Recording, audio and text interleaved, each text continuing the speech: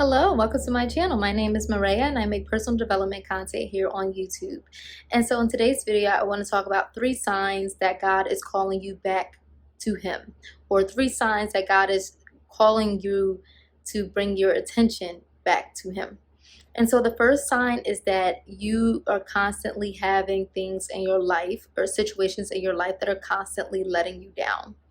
And so what this may look like is, for example, maybe you have been trying to apply for a job and you find yourself just keep applying, and you just keep getting rejection after rejection after rejection. And it's like, God, I need a job. Like, God, what are you doing, God? Like, these bills are piling up, God, and I need a job. Like, God, what is happening? I'm applying, God. I'm being consistent, Father God. Like, I'm just showing up every single day, putting in all my efforts in order to make sure that I am able to go on these interviews. You may even end up going on interviews, and then you still get, oh, we're sorry, we decided to go with another candidate. Or, you just seems like every single last thing that could be going wrong, or situations that you really are truly trying to figure out, things just not working out. You just keep constantly being let down. And so in that moment, what God is trying to do is He's trying to show you that it does not matter about all the work that you do. If He is not calling you to work in this season, if He is not calling you to have these type of jobs or this type of position in this season of your life, because He does not believe that you are ready yet for it, then that simply means that you are not ready for it. And so what you have to do is you have to come to accept that. But what God really wants to do is bring your attention back to Him and say, okay, God, please redirect me. Please guide me on the next steps that you want me to take, God, because right now I've been doing these things on my own. Right now I've been applying for these jobs on my own. Right now, I've been listening to my own voice and I've been saying, oh, I need this job. Oh, I need that job.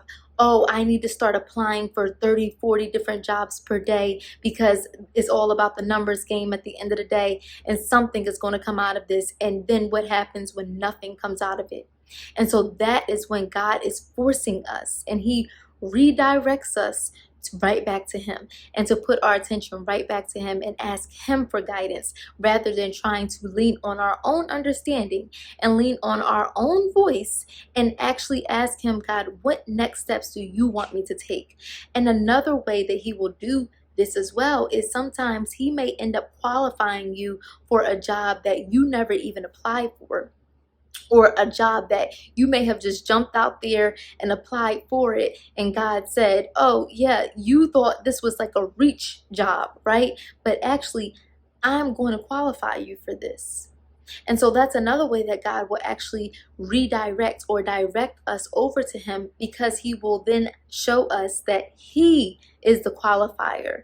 He is the one that makes the final decision. So although you may have just applied for some job that just seems like it's completely out of your reach, and it's just like you were just like, I'm desperate at this point, I need something to do, like I gotta get a job, something like that, God will end up qualifying you for that. And so in that situation, it's kind of twofold, where you may have a situation, like I said, where you are redirected because it's just not working out. But then you may also have a situation where it does work out and you're not qualified for it, but God qualifies you for it. And both ways, He gets the glory, and you are able to go back to Him for the guidance, and go back to Him to say, God, I could not have done this without you.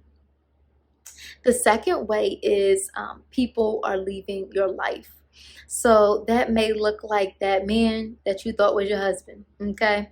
That may look like that girl that you thought, or that woman that you thought was your wife. That may look like someone in your life that you just thought was going to be there forever, like that was your destiny. That was somebody that you almost, if we're being honest, you may have put them before God, because you have allowed your relationship with them to take precedent over anything else in your life.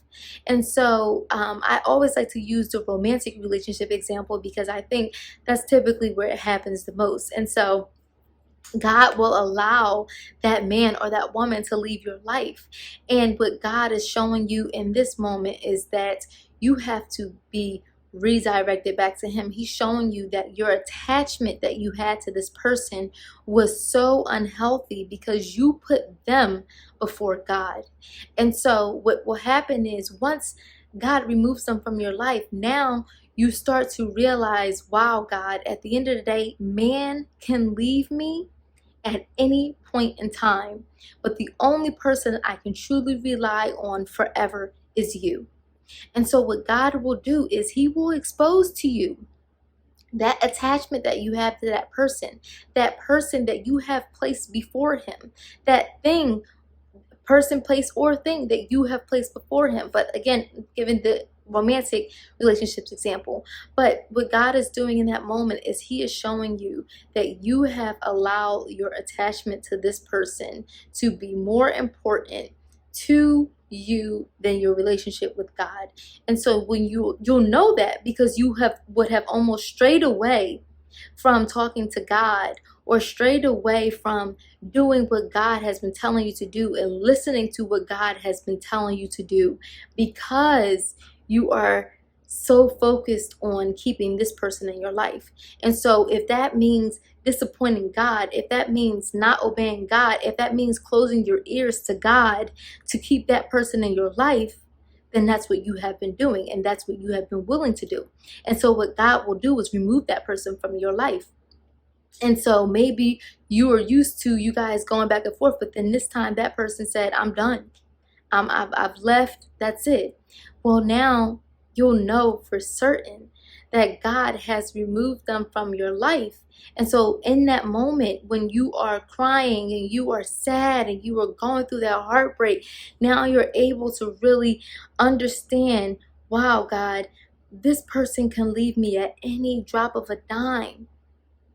But God, you are always with me. And so what God is trying to do to you in that moment is to, again, redirect you and show you that no matter what man, no matter what woman comes into your life, you must always put God first, because God is the person, or God is the spirit. God is the one that is going to be able to help you through it all. You cannot allow your attachment to this person to come before God, because man will always disappoint you. That's just human nature.